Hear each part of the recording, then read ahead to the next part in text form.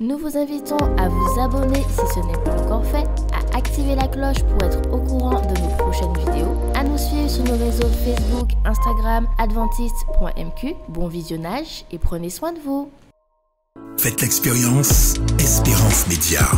Vibrez, écoutez et regardez votre radio Espérance FM en direct. Les podcasts de vos émissions préférées, les worship moments, tout à portée de main en un clic.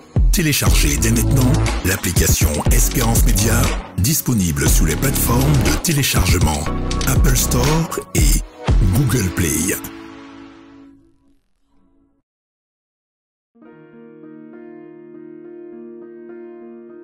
Vous avez besoin d'aide. Vous souhaitez vous entretenir avec un pasteur, un psychologue, un conseiller en relations d'aide. La cellule d'écoute de la Fédération des Églises adventistes du 7e jour de la Martinique est à votre disposition, 7 jours sur 7, de 8h à minuit, au 0805 288 394. Cet appel est gratuit.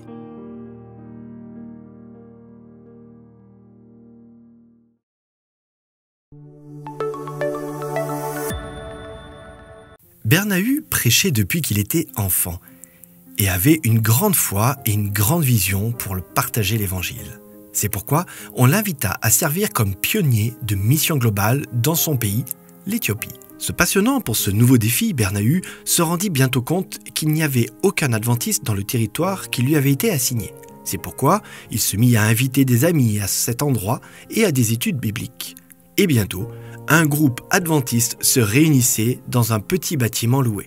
L'amour de Bernahu pour le chant servit d'instrument pour présenter Jésus à ses nouveaux voisins. Après avoir chanté l'un de ses cantiques favoris, Bernahu partagea un message venu du cœur, qui touche le cœur de nombreuses personnes qui assistent à ces réunions. La plupart de ces personnes travaillent dans des fermes du gouvernement de cette région, et ce groupe leur apporte un sentiment très nécessaire d'appartenance à une communauté et d'amitié. Salomon était l'un des hommes que Bernahu rencontra lorsque celui-ci arriva dans cette ville pour travailler dans une ferme. Salomon se sentait seul, mais après avoir rencontré Bernahu, il découvrit qu'il était du même village. Après s'être joint au petit groupe de Bernahu, Salomon eut l'impression d'avoir trouvé une nouvelle famille. En plus des rencontres régulières avec son groupe, Bernahu marche aussi pendant 2 heures pour rencontrer un groupe dans une autre ville. C'est seulement l'un des 1600 pionniers de Mission Globale qui présente Jésus aux gens dans le monde entier. Rendre votre dîme et votre offrande de promesse, qui représente votre offrande régulière et systématique, est une autre manière de travailler pour Jésus. Chaque fois que vous répartissez vos offrandes telles que suggérées par le plan des offrandes combinées, de 50 à 60% de cette somme serviront à soutenir financièrement le travail missionnaire de votre Église. De 20 à 30% serviront à soutenir les entreprises missionnaires régionales supervisées par votre mission, fédération ou union. Et 20% serviront à soutenir le Fonds missionnaire mondial qui, entre autres, soutient aussi les projets de mission globale. Mais si en plus de vos dîmes et de vos offrandes de promesses, vous vous sentez impressionné à faire le second mille et à envoyer une offrande supplémentaire pour soutenir spécifiquement les initiatives de mission globale, vous pouvez accéder au site suivant et suivre les instructions. En servant Jésus par notre travail personnel et nos dons, suivons l'exemple de Bernahu et mettons nos désirs à la dernière place et Dieu à la première.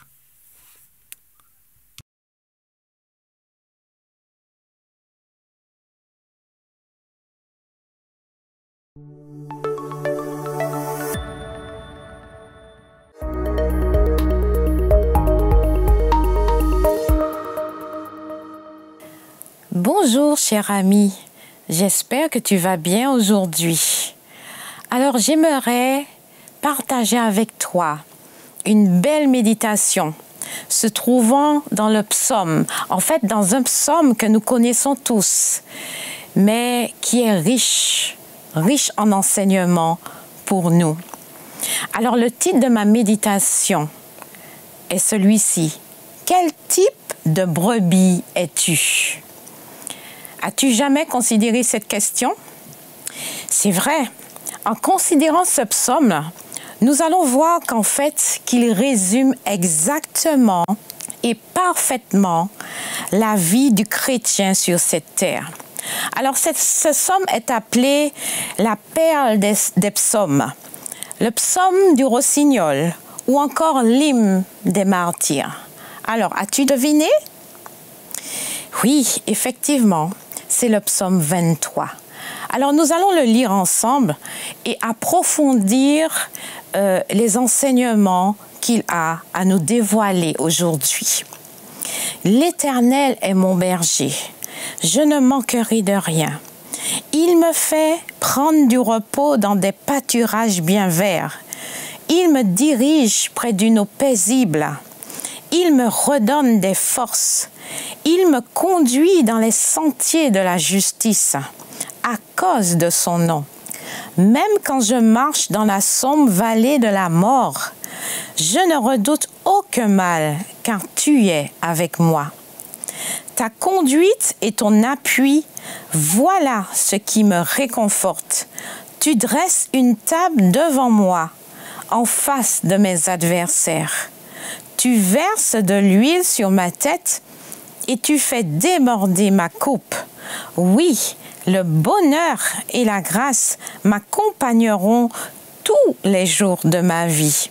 Et je reviendrai dans la maison de l'Éternel jusqu'à la fin de mes jours. Comme je te le disais au départ, ce psaume résume parfaitement la vie du chrétien sur cette terre. Ce psaume résume parfaitement ta vie sur cette terre. Alors, quand on considère la première partie de ce psaume, « L'Éternel est mon berger, je ne manquerai de rien ». Alors, considérons d'abord ce premier passage.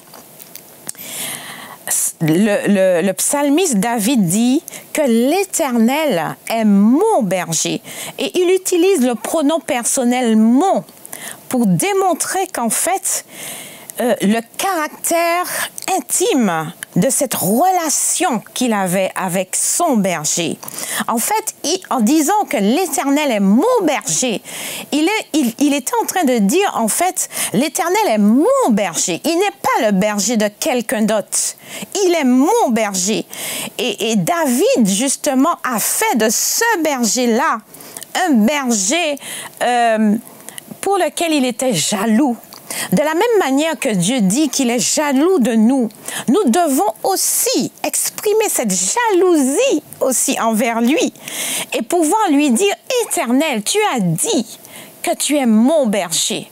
Alors tu n'es pas le berger de quelqu'un d'autre.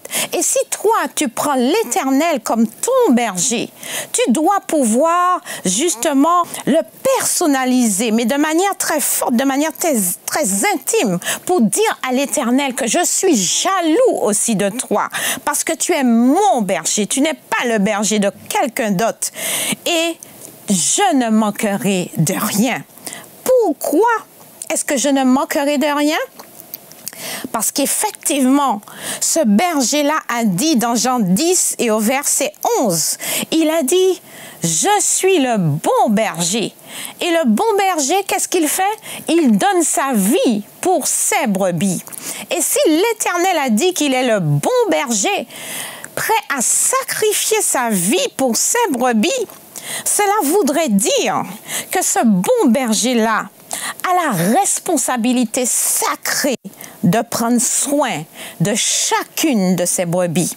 Et puisqu'il a cette responsabilité sacrée de prendre soin de ses brebis, tu devras comprendre qu'il a la responsabilité aussi sacrée de prendre soin de toi. Parce que tu le considères comme ton berger et pas le berger de quelqu'un d'autre. Et c'est pourquoi tu ne manqueras de rien. Parce que ça fait partie de l'essence même de Dieu, de prendre soin de chacune de ses brebis. Ensuite, il dit, « Il me fait prendre du repos dans des pâturages bien verts. Il me dirige près d'une eau paisible. Il me redonne des forces. Il me conduit dans les sentiers de la justice à cause de son nom. » Alors, lorsque l'on considère ce deuxième passage, il est important, en fait, de pouvoir se poser la question, quel type de brebis es-tu? Parce qu'en fait, ce bon berger-là, comme il a dit qu'il a cette responsabilité sacrée de prendre soin de toi, voilà ce qu'il déclare en fait dans Ézéchiel au chapitre 34 et au verset 16. Parce qu'effectivement, ce bon berger qui a dit qu'il prendra soin de ses brebis, d'accord, nous montre en fait les différents types de brebis qui existent. Et nous allons le lire maintenant dans Ézéchiel au chapitre 34 et au verset 16. Voilà ce que dit le bon berger. « J'irai à la recherche de celle qui est perdue, je ramènerai celle qui s'est égarée, je panserai celle qui est blessée et j'assisterai celle qui est affaiblie. » Alors, vois-tu dans ce passage le type de brebis que tu es? Mais quel que soit le type de brebis que tu es, sache que Jésus, ton bon berger, a déjà la solution pour toi. Parce qu'il te dit ici, « J'irai à la recherche de celle qui est perdue. » Es-tu une brebis perdue? Si tu te considères comme une brebis perdue, une brebis qui s'est découragée, qui a raté le but, qui a raté le cap, eh bien, sache que ton bon berger, Jésus, il a dit qu'il ira à ta recherche. Si toi, tu es une brebis égarée, si toi, à un certain moment, tu t'es dévié de la route, si toi, à un certain moment, tu t'es découragé, ton berger Jésus a promis de te ramener dans la bergerie. Si toi, aujourd'hui, tu es une brebis blessée, parce que tu as été maltraité par quelqu'un, tu as subi toutes sortes de difficultés, d'épreuves, de problèmes, peut-être d'injures, de calomnies, de rejets, et aujourd'hui, tu es une brebis blessée. Sache que ton bon berger Jésus a promis de te panser. Parce qu'il a dit, je panserai celle qui est blessée. Si aujourd'hui tu es une brebis qui est affaiblie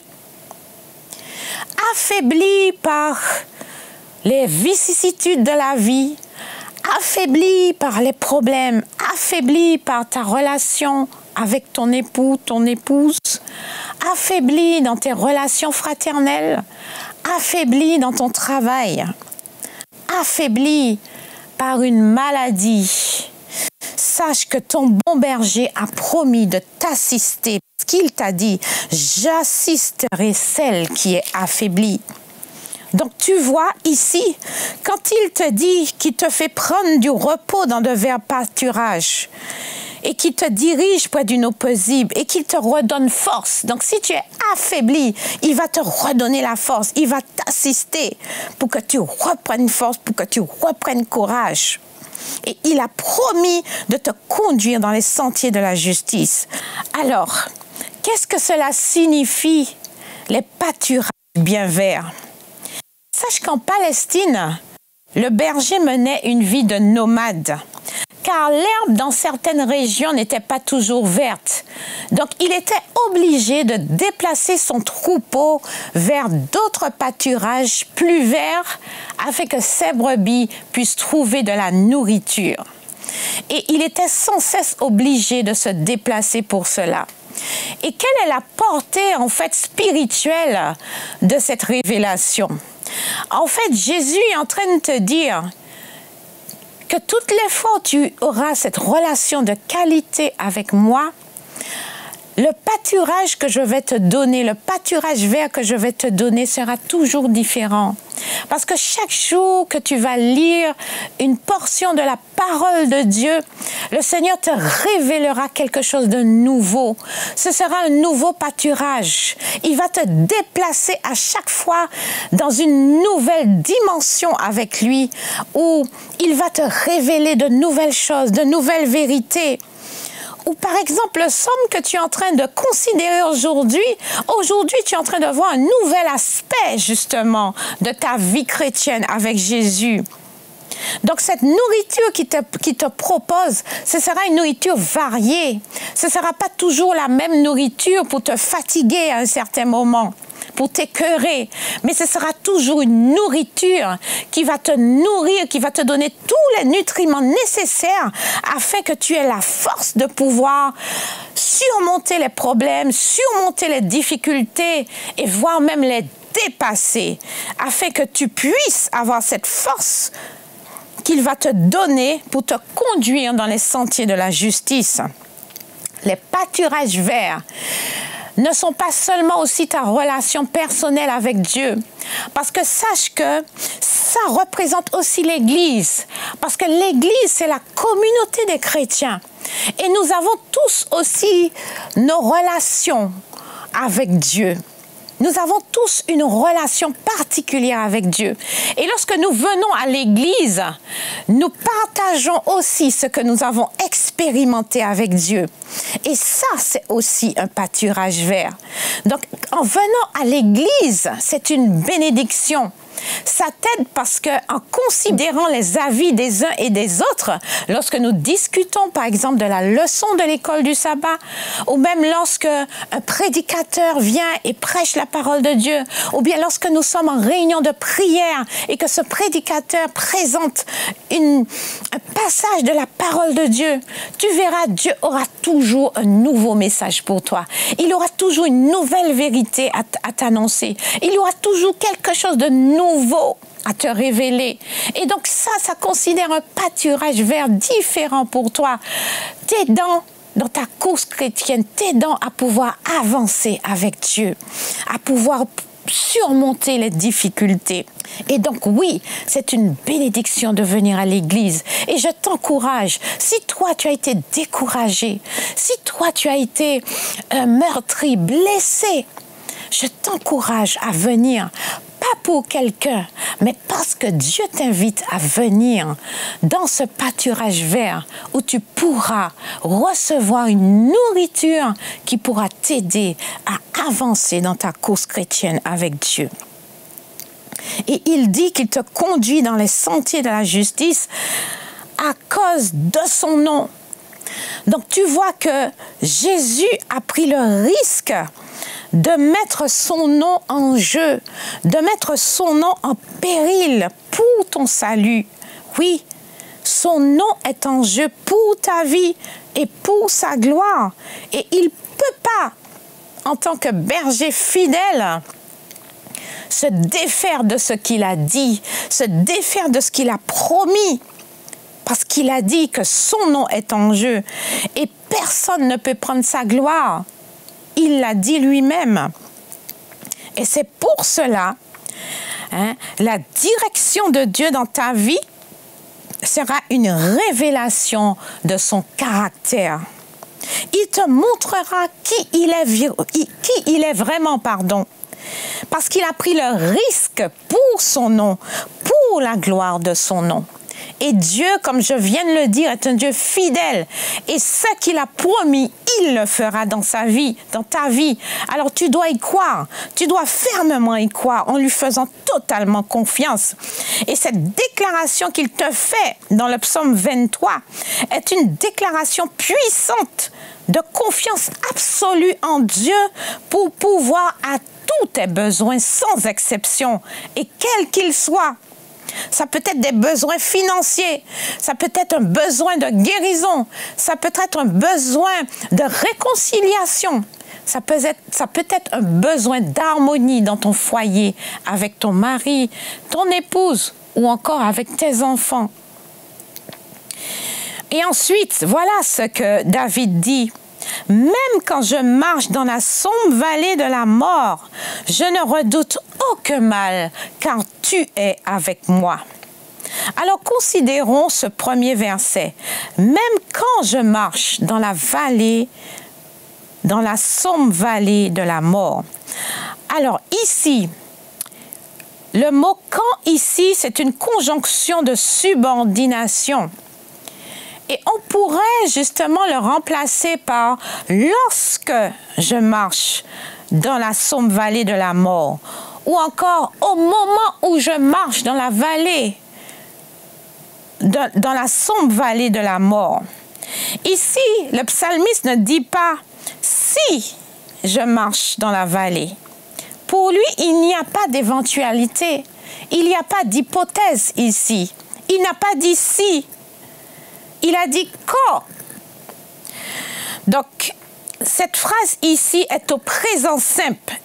Et nous savons que le présent simple constitue une habitude. Ce qui veut dire qu'en fait, que oui, c'est un passage difficile. Traverser la sombre vallée de la mort est un passage difficile, mais nécessaire pour le chrétien.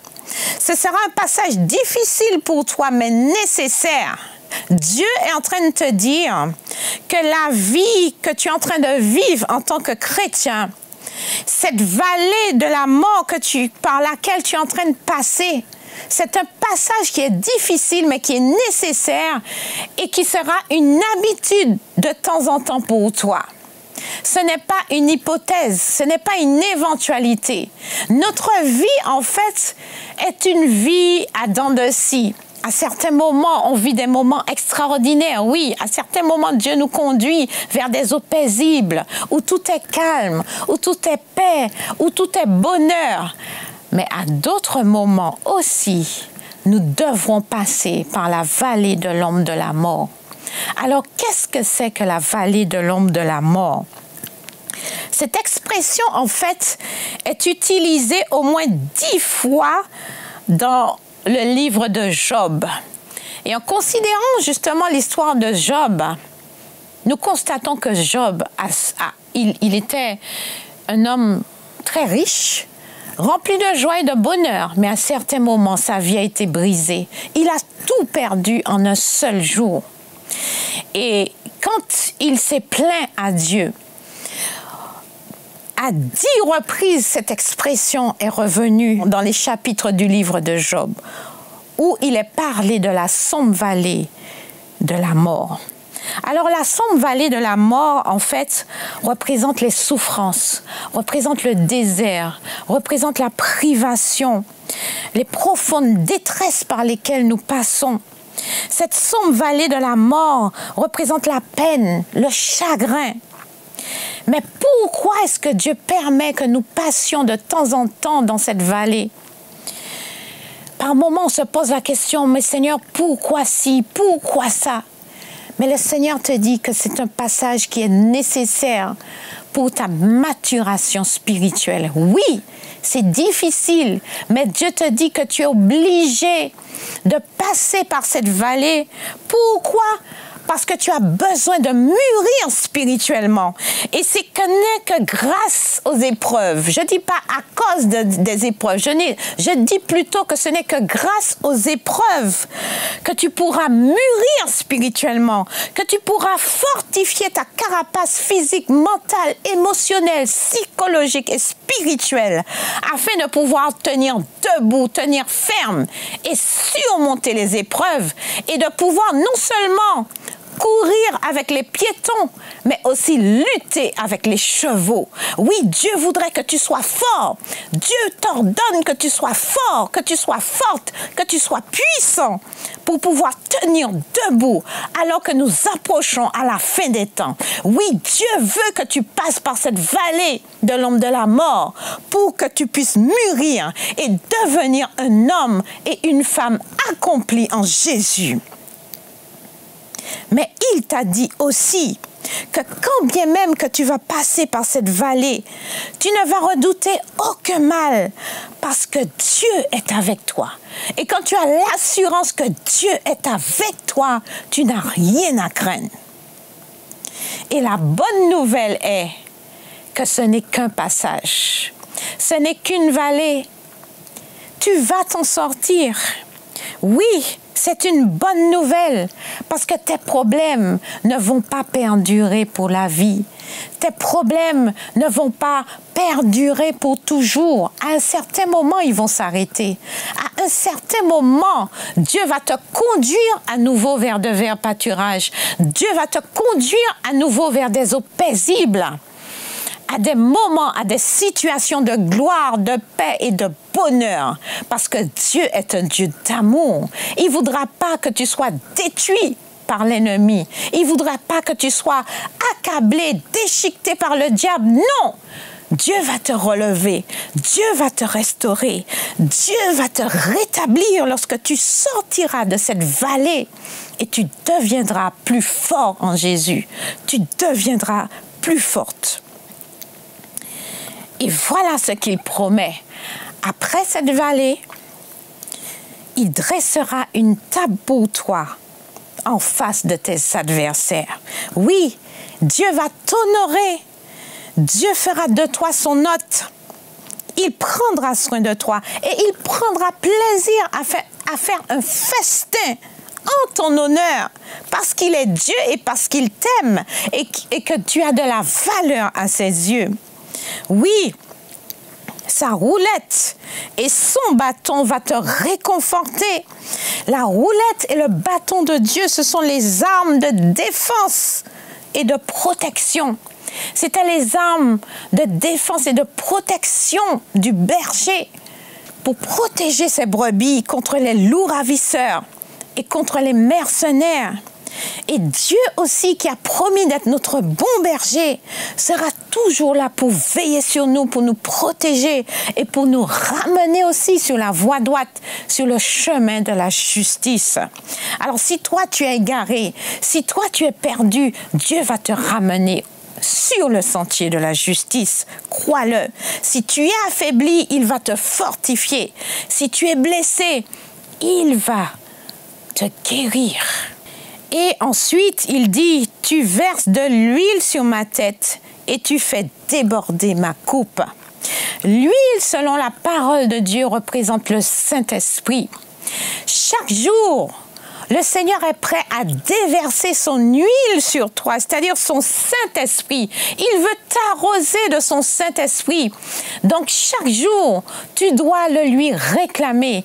Tu dois dire, Seigneur, baptise-moi de ton Saint-Esprit. Remplis mon vase de ton huile jusqu'à ce qu'il puisse déborder. C'est ce que dit le psalmiste. Tu fais déborder ma coupe. Tu dois prier pour la plénitude du Saint-Esprit dans ta vie jusqu'à ce qu'il puisse déborder, afin que le Seigneur te soutienne, te fortifie grâce à son Saint-Esprit et qu'il te donne toutes les armes nécessaires pour pouvoir combattre l'ennemi, mais aussi, il va te donner toutes les ressources nécessaires pour être en bénédiction pour les autres. Oui, lorsque tu sortiras de cette vallée de l'ombre de la mort et que tu vas réclamer sans cesse la puissance du Saint-Esprit dans ta vie, le Seigneur te donnera la puissance pour être en bénédiction pour ton entourage et pour sa gloire. Oui, le bonheur et la grâce m'accompagneront tous les jours de ma vie. Voilà la bénédiction que Dieu promet à ses brebis. Voilà la bénédiction qu'il te promet à toi, sa brebis. Que le bonheur et la grâce vont t'accompagner. C'est pas tout le temps que tu seras dans les épreuves. C'est pas tout le temps que tu vas vivre les malheurs. Non, à un certain moment, il va te relever. Et voilà ce que dit David. Et je reviendrai dans la maison de l'Éternel jusqu'à la fin de mes jours. David, lui aussi, est passé par des moments terribles. Il est passé par des moments de difficultés, d'épreuves terribles. À certains moments, à cause de ses fautes, il a dû fuir ses ennemis. Mais quand il a vu la grâce de Dieu dans sa vie, quand il a vu que même lorsqu'il passait dans la vallée de l'ombre de la mort, Dieu était avec lui, il a pris comme engagement, d'accord? Il a pris comme engagement avec Dieu de pouvoir revenir dans la maison de Dieu, de prendre plaisir à contempler la beauté de l'Éternel dans sa maison. Et c'est pour cela que je te disais au départ, étudier la parole de Dieu chez soi, c'est bien. Mais étudier aussi la parole de Dieu dans sa maison est tout aussi bien. Parce que la maison de l'Éternel, c'est dans la maison de l'Éternel qu'on reçoit aussi des bénédictions variées et partagées des uns et des autres. Et c'est pourquoi David, lui, il l'a compris et il a pris cet engagement. Et certaines versions de la Bible disent, alors, et j'habiterai dans la maison de l'Éternel tous les jours de ma vie. Oui, l'espérance que nous avons, c'est de pouvoir habiter toute notre vie dans la maison de l'Éternel. Mais cette espérance va bien au-delà de l'Église sur cette terre. Celle qui nous permettra bientôt, quand Jésus reviendra, de vivre dans une éternelle communion avec Dieu dans le monde à venir. C'est là notre espérance, où Dieu lui-même sera notre temple. Oui, il a promis qu'il sera lui-même notre temple, où nous allons le voir face à face et où nous allons communier pendant l'éternité avec lui, constituant le temple même de Dieu. N'est-ce pas magnifique, chère brebis? N'est-ce pas formidable d'avoir un tel berger qui nous aime et qui nous a promis justement de pouvoir être en communion avec lui pour toujours dans l'éternité? Alors que le Seigneur te bénisse en ce matin, que le Seigneur t'accorde sa grâce, que le Seigneur te soutienne et te fortifie, qu'il renouvelle tes forces, que tu n'aies plus peur de rien, mais que tu puisses avoir foi et confiance que l'Éternel est ton berger et que tu ne manqueras de rien. Voudrais-tu prier avec moi? Merci infiniment, Seigneur, de nous avoir appris ce matin que tu es notre berger, que tu nous aimes et que tu as pris la responsabilité sacrée de prendre soin de chacune d'entre nous, tes brebis. Merci de nous aider à comprendre, Seigneur, que dans cette vie, nous aurons à passer par nos vallées aussi de l'ombre de la mort, mais de nous rappeler que tu seras toujours avec nous, parce que ta houlette et ton bâton seront des armes de protection pour pouvoir nous protéger dans ces moments difficiles, mais que par ta grâce, tu vas nous relever. Merci de bénir tes enfants ce matin. Merci de bénir chacune de tes brebis qui t'a écouté ce matin. Et que toute la gloire te soit rendue dans la vie de chacune d'entre elles. Et que tu puisses relever celles qui sont blessées, encourager celles qui sont découragées, ramener celles qui ont été égarées, sauver celles qui ont été perdues, Seigneur. Et qu'elles puissent voir ta gloire se manifester dans leur vie. Et que par la suite, elles soient en bénédiction pour les autres. Que toute la gloire, l'honneur et la louange te soient rendus au siècle des siècles. Dans le nom puissant de Jésus, j'ai prié et pour ta seule gloire. Amen. Que le Seigneur te bénisse et qu'il t'accorde sa grâce. Et je te dis à bientôt.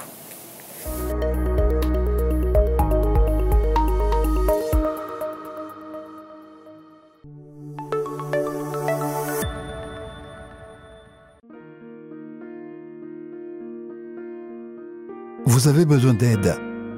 Vous souhaitez vous entretenir avec un pasteur, un psychologue, un conseiller en relation d'aide. La cellule d'écoute de la Fédération des Églises adventistes du 7e jour de la Martinique est à votre disposition, 7 jours sur 7, de 8h à minuit, au 0805 288 394. Cet appel est gratuit.